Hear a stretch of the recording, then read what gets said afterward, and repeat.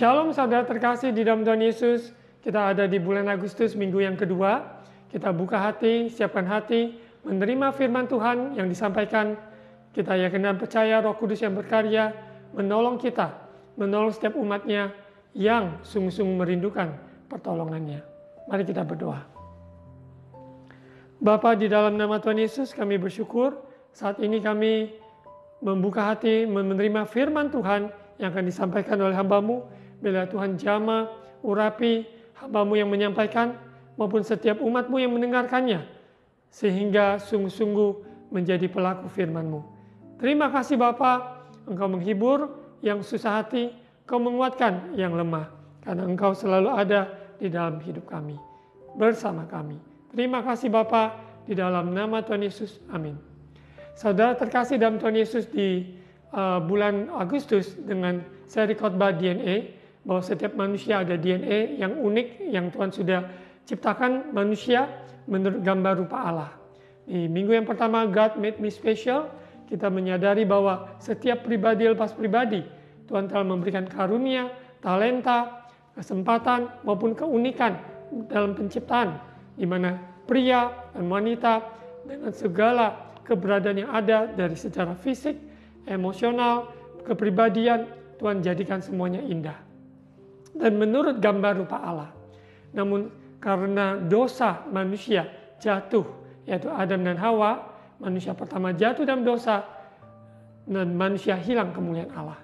Dan oleh kasih karunia Tuhan, di mana Yesus datang ke bumi, menjelma sebagai manusia dan menyelamatkan umat manusia dan memulihkan rupa maupun gambar yang sudah rusak, sehingga kembali kepada apa yang Tuhan kehendaki dan rencanakan, yaitu menurut gambar rupa Allah.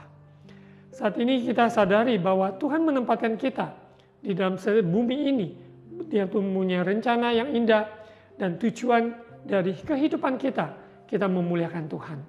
Baik kita berkarya dalam usaha pekerjaan, baik di dalam pelayanan yang Tuhan percayakan, bahkan tempat kita tinggal, dan juga keluarga di mana kita berada adalah bagian dalam rencana Tuhan. Kita semua diciptakan menurut gambar rupa Allah. Kita ditempatkan di sebuah keluarga, yaitu keluarga apapun yang ada di dunia ini, di mana kita ditempatkan. Kita lahir lewat hubungan seorang ayah dan ibu, dan lahir dan kita bersyukur. Kita diciptakan indah dan mulia, dan sungguh-sungguh Tuhan mempunyai maksud yang baik, rencana yang luar biasa lewat kehidupan umat manusia. Pada minggu yang kedua ini, saya akan sampaikan DNA, seri khotbah DNA dengan judul DNA Keluarga Allah. Karena kita semua adalah milik Tuhan. Kita ditempatkan di bumi ini dalam keluarga secara fisik, ada di keluarga dengan suku yang ada, dengan bangsa yang ada, di kota yang ada. Namun kita semua, kita diciptakan, di mana kita diletakkan, ditempatkan, yaitu dalam keluarga Allah. Sekalipun secara jasmani mungkin ada keluarga yang broken, dysfunction, maupun ayah dan ibu yang bercerai, meninggalkan anaknya, dan apa yang terjadi dalam sebuah keluarga begitu rumit dan sangat menyakitkan. Namun hari ini kabar baik, Tuhan telah menempatkan kita di dalam keluarga Allah, di dalam tubuh Kristus, ada DNA keluarga Allah yang Tuhan mau nyatakan supaya kita semua hidup rukun bersama di dalam Tuhan. DNA keluarga Allah, kita ingin percaya bahwa Tuhan memberikan gambaran yang sangat jelas seperti tubuh Kristus, ya, di mana kita adalah anggota tubuh Kristus dan Yesus adalah kepala dalam hidup kita. Maupun dalam sebuah keluarga kecil ataupun keluarga besar, kita sadari siapa yang memerintah, siapa yang sungguh-sungguh berdaulat dalam kehidupan keluarga tersebut. Yang mungkin ayah, ibu, satu anak, dua anak, ataupun keluarga lebih besar, orang tua, anak, cucu, keluarga yang lebih besar lagi, sanak famili. Kita sadari ada namanya keluarga Allah, yang mana Yesus Kristus, dia yang sebagai kepala, dan kita adalah bagian dari tubuh Kristus. DNA keluarga Allah ini kita akan baca di 1 Korintus pasal 12. 1 Korintus pasal 12 ayat 12, analogi tentang tubuh Kristus ini sungguh indah, menggambarkan kita adalah bagian dalam keluarga Allah. Ada DNA yang sungguh-sungguh dari turun-temurun, dari generasi ke generasi yang kita wariskan, yang kita warisi dan kita mewariskan kepada generasi berikutnya. Karena keluarga Allah, Kristus adalah pusat, Kristus yang utama dalam setiap kehidupan kita. Tubuh Kristus banyak anggota tetapi satu tubuh. Ayat 12, karena sama seperti tubuh itu satu dan anggota-anggotanya banyak, dan segala anggota itu sekalipun banyak merupakan satu tubuh, demikian pula Kristus. Sebab dalam satu roh kita semua, baik orang Yahudi maupun orang Yunani, baik budak maupun orang merdeka, telah dibaptis menjadi satu tubuh, dan kita semua diberi minum dari satu roh. Roh Allah, roh kudus, roh Allah yang bekerja berkarya, yaitu dalam tubuh Kristus yang berbagai anggota yang ada, namun adalah kesatuan. Begitu pula keluarga Allah. Keluarga Allah dari berbagai daerah, wilayah, kita yang dari Indonesia maupun dari saudara kita di dalam Tuhan yang ada di kota lain, negara lain, di desa, di pulau yang berbeda. Namun kita telah dipersatukan di dalam tubuh Kristus. Kita menyadari perbedaan kita tidak menjadi masalah, tetapi kesatuan yaitu di dalam Kristus. Kristus yang mempersatukan, karena anggota tubuh tidak ada satupun yang sama. Karena fungsinya maupun bentuknya, organ yang ada, sel yang ada dengan beraneka ragam keunikan yang ada. Dan Tuhan telah menempatkan kita menjadi bagian dalam tubuh Kristus, di mana keluarga Allah terdiri dari berbagai ragam suku bangsa, bahasa, tapi semuanya menyembah Tuhan Yesus Kristus. Setiap lidah mengaku, setiap lutut bertelut, Yesus adalah Tuhan. Keluarga Allah, DNA keluarga Allah ini, kita lihat bahwa kita dibaptis menjadi satu tubuh, ya, tidak ada lagi budak atau orang merdeka, tapi kita semua yaitu satu di dalam Kristus. Karena tubuh juga tidak terdiri dari satu anggota, tetapi atas banyak anggota. Andai kata kaki berkata, karena aku bukan tangan, aku tidak termasuk tubuh. Jadi benarkah ia tidak termasuk tubuh? Ayat 16, dan andai kata telinga berkata, karena aku bukan mata, aku tidak termasuk tubuh. Jadi benarkah ia tidak termasuk tubuh? Kita lihat bahwa dalam sebuah keluarga, kita tidak menganggap rendah satu dengan yang lain, saudara maupun dari kakak yang tertua, yang kedua, ketiga, saudara maupun ayah dan ibu, kakek dan nenek, om, tante, semua yang ada di dalam sebuah keluarga secara jasmani. Kita sadari bahwa semua mempunyai peran masing-masing yang sangat unik, yang sangat diperlukan, sehingga keluarga tersebut harmonis. Keluarga tersebut dapat menikmati maupun berkat Tuhan dapat mengalami maupun kerajaan Allah di bumi seperti di surga, damai sejahteranya, sukacita Allah ada di dalam keluarga tersebut. Namun sebaliknya, keluarga yang dysfunction, keluarga yang saling menuduh, saling mencela, saling merendahkan, dan saling menggigit, dan itu sangat menyakitkan dan sangat mengecewakan. Maupun seseorang yang bertumbuh di dalam keluarga tersebut, itu hidupnya sangat menderita. Dan luka-luka tersebut dibawa dari waktu ke waktu. Kalau tidak ada pemberesan, tidak ada pemulihan di dalam Kristus, maka pribadi tersebut, orang yang terluka, sehingga dia masuk di dalam sebuah keluarga, dia membangun rumah tangga, dan dia juga mempunyai potensi melukai sesamanya, melukai suaminya ataupun istrinya, bahkan anak-anaknya. Untuk itu saudara terkasih, bersyukurlah, berbahagialah kita setelah diterima di dalam Kristus, diselamatkan oleh anugerah Tuhan, kita ada di dalam keluarga Allah. DNA keluarga Allah ini ada sangat nyata, saling mengasihi, ada sebuah keunikan anggota tubuh yang berbeda-beda, tapi mempunyai fungsi yang sungguh-sungguh melengkapi satu dengan yang lain. Baik mata berfungsi untuk melihat, tangan berfungsi untuk mengangkat sesuatu, menulis sesuatu, menggunakan tangan ini seperti yang dimaksudkan Tuhan. Seperti kaki maupun bagian anggota tubuh lainnya, semuanya mempunyai tempat-tempatnya. Apabila kita menyadari kita adalah bagian dari tubuh Kristus dalam keluarga Allah, maupun sebuah komunitas di gereja, maupun di cell group, maupun di tempat di mana kita bekerja, kita mengambil bagian, mengambil porsi yang memang sudah Tuhan tempatkan kita, sehingga kita maksimal kontribut untuk tempat di mana kita berada.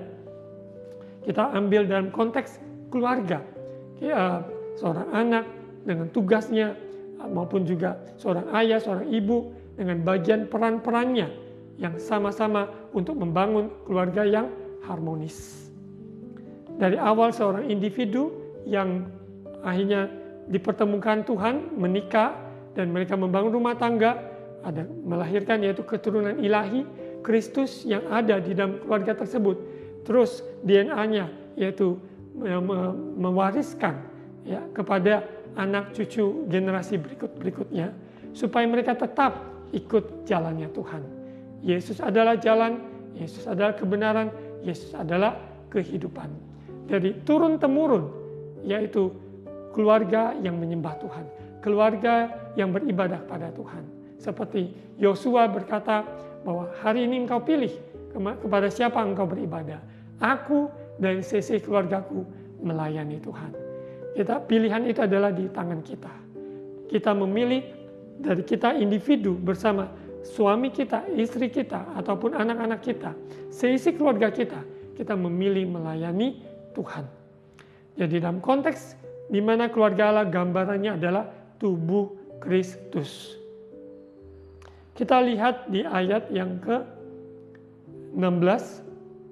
Dan andai kata telinga berkata, karena aku bukan mata, aku tidak termasuk tubuh. Jadi benarkah ia tidak termasuk tubuh?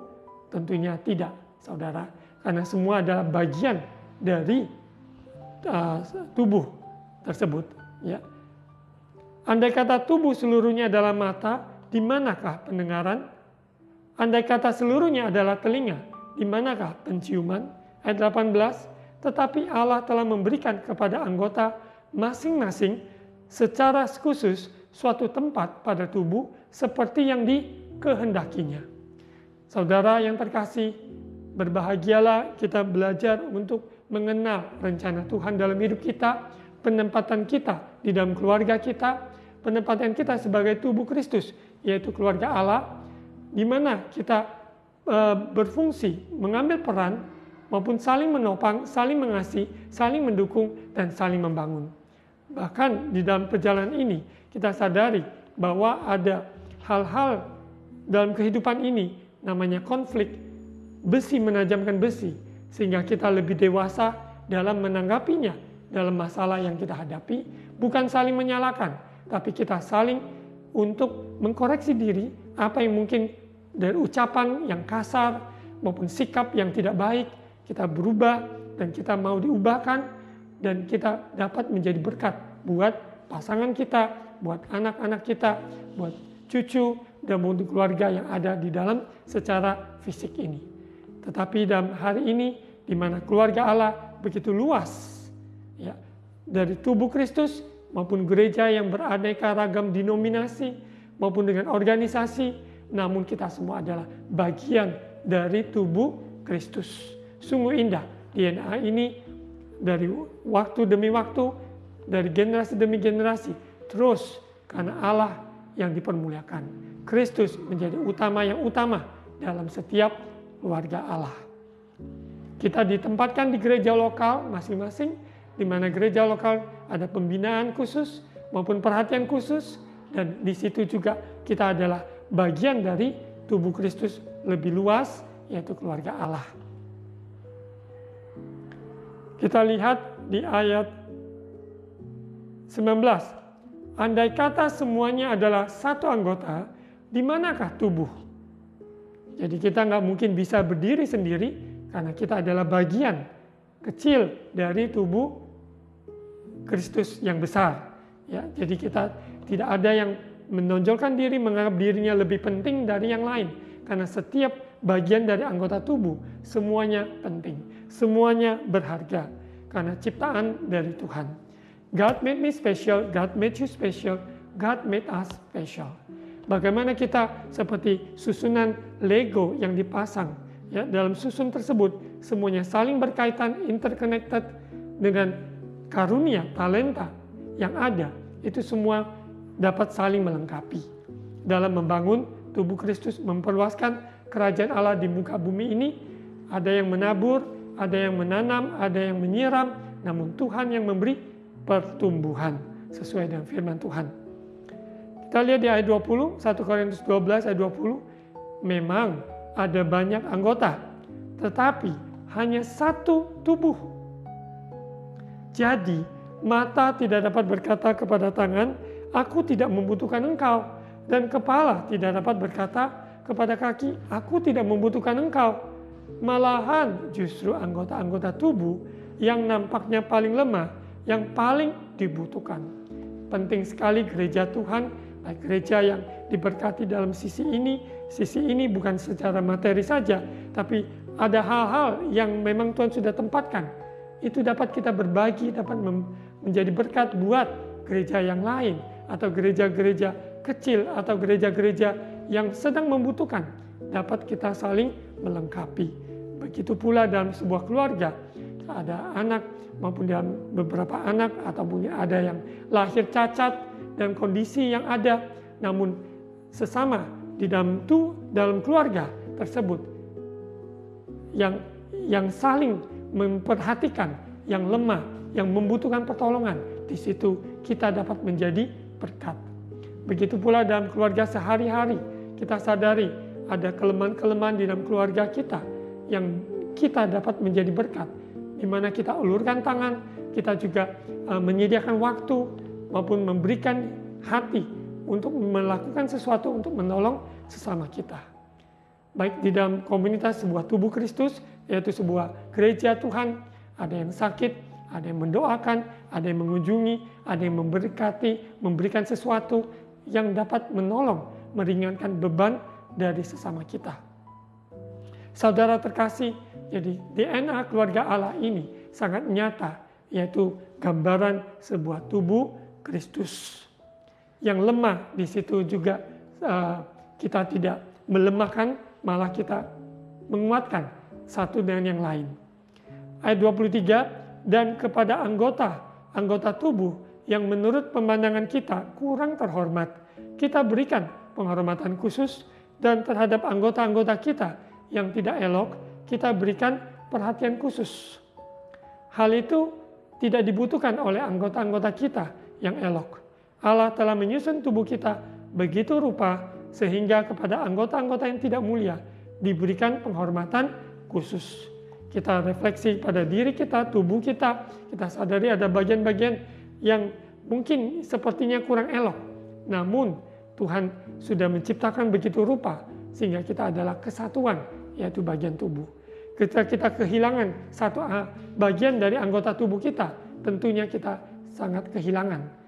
Ya, sekalipun sebuah kelingking ataupun sebuah telunjuk atau sebuah kaki, itu semua hal yang tidak mudah untuk kita apabila ada sesuatu gangguan kesehatan sehingga harus lepas dari tubuh kita, diamputasi dan sebagainya, itu tentunya tidak mudah. Begitu pula di dalam keluarga Allah.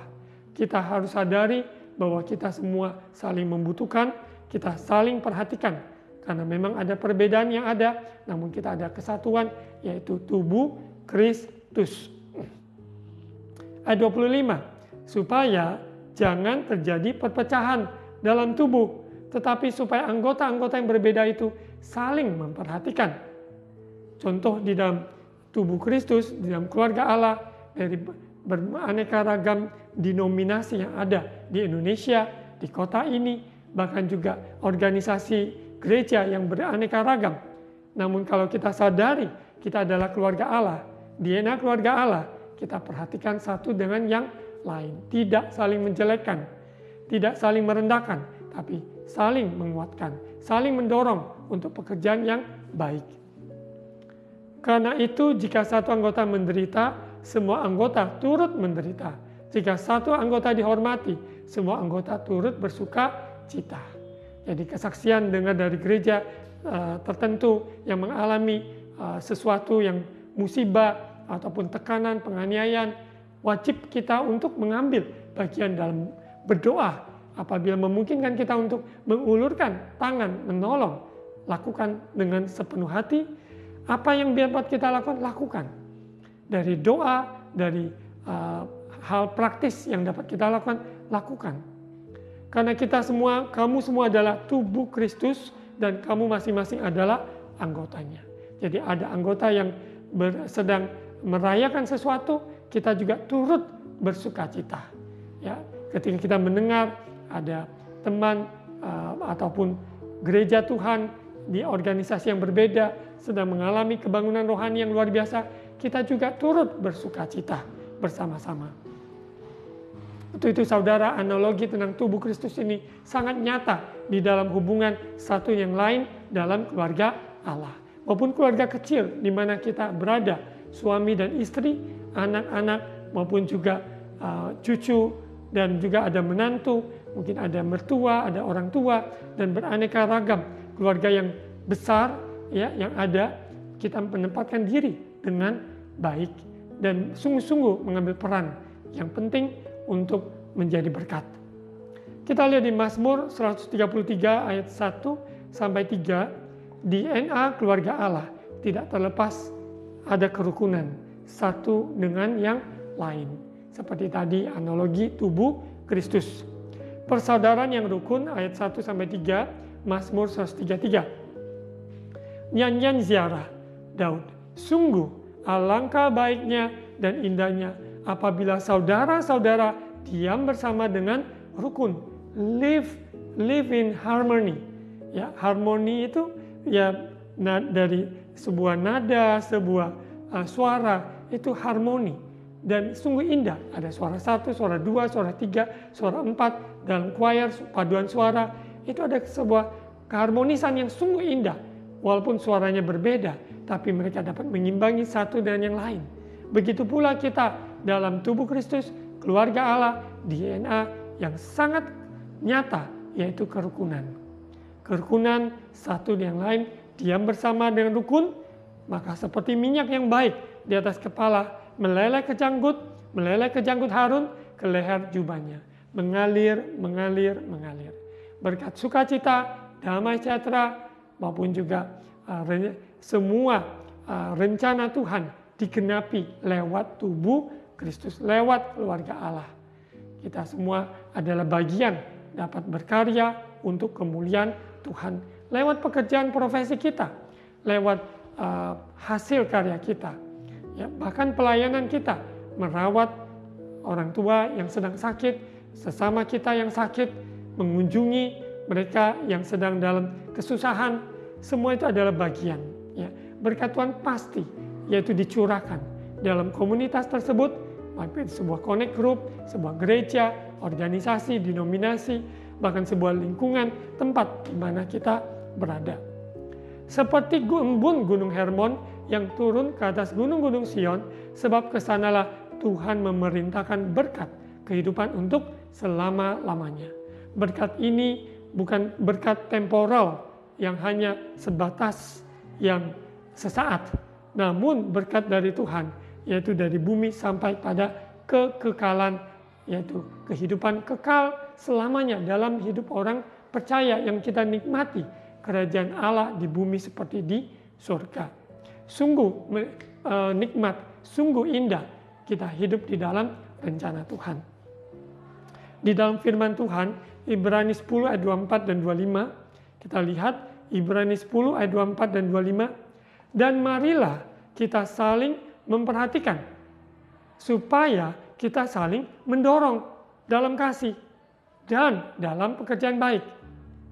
Janganlah kita menjauhkan diri dari pertemuan-pertemuan ibadah kita, seperti dibiasakan oleh beberapa orang, tetapi marilah kita saling menasehati dan semakin giat melakukannya, menjelang hari Tuhan yang mendekat. Saudara terkasih, dalam mempraktekkan firman Tuhan, tidak bisa kita sendiri saja, tapi dengan kita ada sesama kita dapat terlihat apakah kita mengasihi. Tidak mungkin kita dapat mengasihi kalau kita cuma sendirian. Kita mempraktekkan mengasihi bukan hanya ucapan mulut, tetapi dari tindakan, perbuatan yang dapat dipraktekkan satu dengan yang lain. Saling mendorong dalam kasih, dalam pekerjaan baik. Kita sadari bahwa di dalam sebuah keluarga, ya, peran yang masing-masing yang tadi saya ulang-ulang sampaikan, kalau kita menyadari kita bisa saling menolong, kita bisa saling membantu, bahkan kita saling menasihati, maka keluarga tersebut kuat, sehat. Bahkan saling menegur. Kalau memang ada teman, kenalan, bahkan juga di dalam keluarga secara fisik, ada yang sudah lemah imannya, menjauh dari Tuhan. Kita yang kuat di dalam Tuhan, wajib untuk membawa, mendorong, bahkan merampas mereka dari semua rancangan iblis yang menjerumus, menjerat mereka.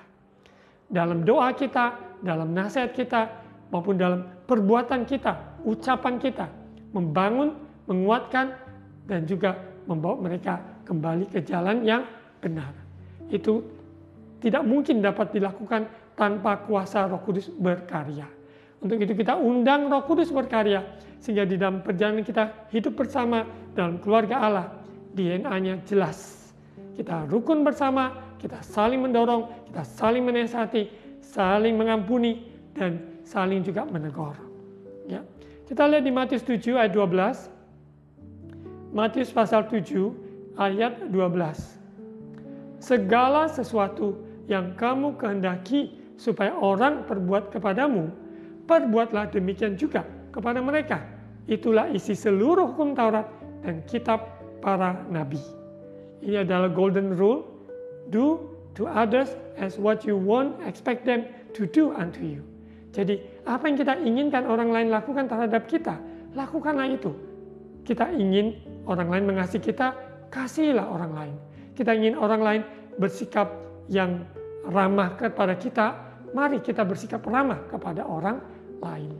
Golden rule ini yaitu perintah Allah, mengasihi Tuhan Allah dengan segenap hati, segenap jiwa, segenap kekuatan kita, mengasihi sesama kita seperti kita mengasihi diri sendiri. Untuk itu kita penting salib, ya, vertikal maupun horizontal sama-sama penting sekali. Orang yang sungguh mengasihi Tuhan dapat terwujud nyata kehidupannya mengasihi sesamanya. Orang yang mengasihi sesamanya kalau bukan berdasarkan Kristus, maka itu kasih yang ada maunya. Ada sesuatu yang dia inginkan dari orang tersebut. Itu bukan kasih yang sesungguhnya. Kasih yang sesungguhnya berdasarkan Kristus. Setiap keluarga maupun komunitas, keluarga Allah ingat DNA-nya bukan untuk mencari keuntungan dari orang lain, tapi ingin untuk menjadi berkat buat orang lain. Ya, dengan usaha kita, pekerjaan kita, kita menjadi berkat dimanapun kita ditempatkan. Ya, bukan what can I take from someone, tapi what can I give to someone. Jadi kita belajar untuk memberkati orang, ya. Karena firman Tuhan berkata lebih baik kita memberi daripada menerima. Setiap ada kesempatan untuk memberi, lakukan dalam menolong sesama kita. Saudara dapat melihat di Google, ya, di internet, saudara klik saling, ya, one another, saling mengasihi, saling mengampuni. Di dalam firman Tuhan begitu banyak ayat-ayat, yaitu perintah untuk saling. One another verses. Jadi saudara bisa klik one another verses, itu luar biasa. Banyak ayat-ayat tersebut bukan untuk hanya kita tahu atau hafalkan, tapi biarlah kita praktekkan one another verses. Ayat-ayat yang saling, ya. Saya memberikan contoh-contoh ada di firman Tuhan, kasihilah satu yang lain. Yohanes 15:17, ya. Roma 12 ayat 10, hendaklah kamu saling mengasihi sebagai saudara, saling mendahului dalam memberi hormat. Penting sekali dalam sebuah keluarga, bangun pagi, ya, kita mau berangkat, pergi kerja, pergi sekolah, pergi kuliah, memberikan salam, ya, maupun dalam sebuah komunitas gereja, kita mendahulukan, memberikan hormat, shalom, kita menyampaikan apa kabar hari ini dari kita yang memulainya. Kita tidak saling menunggu orang lain memberikan kita salam, tapi baiklah kita melangkah lebih untuk mengawali sebuah percakapan shalom, memberikan salam damai sejahtera. Ada lagi firman Tuhan dikatakan di Roma 12 ayat 16, hendaklah kamu sehati, sepikir dalam hidupmu bersama, jangan pikirkan perkara yang tinggi, tapi arahkan dirimu pada perkara-perkara yang sederhana, janganlah menganggap dirimu pandai. Dan masih banyak lagi ayat-ayat yang lainnya, bahwa kita harus saling membantu satu yang lain, saling menganggap yang lain lebih penting. Kita lihat di Roma 15 ayat 7, ada contoh, terimalah satu akan yang lain, accept one another. Sama seperti Kristus juga telah menerima kita untuk kemuliaan Allah. Acceptance, love, forgiveness itu sangat penting dalam DNA keluarga Allah. Itu terlihat dari generasi ke generasi, ya, tidak menyimpan kepahitan, kebencian satu yang lain dari turun-temurun. Namun sebaliknya, yaitu ada pengampunan karena Kristus telah mengampuni kita lebih dahulu, Kristus telah mengasihi kita lebih dahulu, Dia telah menerima kita lebih dahulu. Hendaklah kita mengasihi yang lain, menerima yang lain, mengampuni yang lain. Dan juga ada di Roma 15:14 bahwa untuk saling menasehati. Ya. Ada beberapa ayat yang harus kita sadari untuk kita jauhi perbuatan seperti ini. Ya, Galatia pasal 5 ayat 15 dan 26. Ayat 15. Tetapi jikalau kamu saling menggigit dan saling menelan, awaslah supaya jangan kamu saling membinasakan. Ini bukan DNA keluarga Allah. Karena DNA keluarga Allah terbaliknya. Bukan saling menggigit, bukan saling menelan, bukan saling membinasakan, tapi saling membangun, saling mengasihi, saling menguatkan satu yang lain. Ya. Ayat 26, janganlah kita gila hormat, janganlah kita saling menantang, saling mendengki. Ini yang harus kita jauhi. Jadi ada yang harus kita lakukan, ada yang harus kita jauhi. Bukan saling mencela ataupun saling menghujat, menantang, mendengki, tapi sebaliknya adalah saling memperhatikan kebutuhan satu dengan yang lain. Ayat Galatia 6 ayat 2, bertolong-tolonglah menanggung bebanmu, demikianlah kamu memenuhi hukum Kristus. Kita mungkin tidak bisa membantu dalam hal banyak yang besar, namun hal-hal kecil yang bisa kita lakukan dengan sepenuh hati. Firman Tuhan juga supaya kita ramah satu dengan yang lain. Di ayat penutup, mari buka di Efesus 5 ayat 19, Efesus 5 ayat 19 dan 21. Dan berkata-katalah seorang kepada yang lain dalam mazmur, kidung puji-pujian dan nyanyian rohani, bernyanyi dan bersoraklah bagi Tuhan dengan segenap hati. Sungguh indah, bukankah itu kerajaan Allah di bumi seperti di surga? DNA keluarga Allah, yaitu saling, maupun ada mazmur, ada puji-pujian, nyanyian rohani, bernyanyi bersoraklah, ya, satu yang lain menguatkan satu yang lain. Ayat 21, rendahkan dirimu seorang pada yang lain di dalam takut akan Kristus. Masih banyak lagi ayat-ayat yang lainnya. Bila saudara dapat melihat di internet, ya, menggoogle one another verses ayat-ayat tentang saling. Ya. Ada tambahan ayat 16, Kolose 3 ayat 16, hendaklah perkataan Kristus diam dengan segala kekayaannya di antara kamu di dalam keluarga, ya, sehingga kamu dengan segala hikmat mengajar, menegur seorang akan yang lain. Sambil menyanyikan mazmur, puji-pujian, nyanyian rohani, kamu mengucap syukur pada Allah di dalam hatimu. Inilah yang Tuhan kehendaki. Kita tidak menggerutu, tidak komplain, mengeluh, tapi kita banyak mengucap syukur. Di enak keluarga Allah, kita sadari tubuh Kristus saling memperhatikan, mendorong, dan saling membangun. Mari kita berdoa. Bapa, terima kasih atas firman-Mu, firman-Mu ya dan amin. Kami adalah bagian kecil dari tubuh Kristus yang besar, di mana Kristus adalah kepala.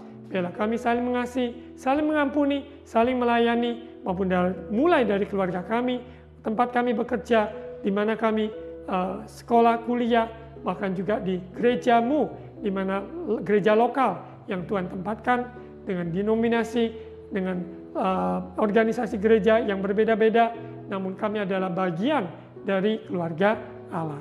Terima kasih Bapa, hamba-Mu doakan bagi yang sedang sakit, saat ini dirawat di rumah sakit, Tuhan lawati, Tuhan jamah, Tuhan sembuhkan di dalam nama Tuhan Yesus.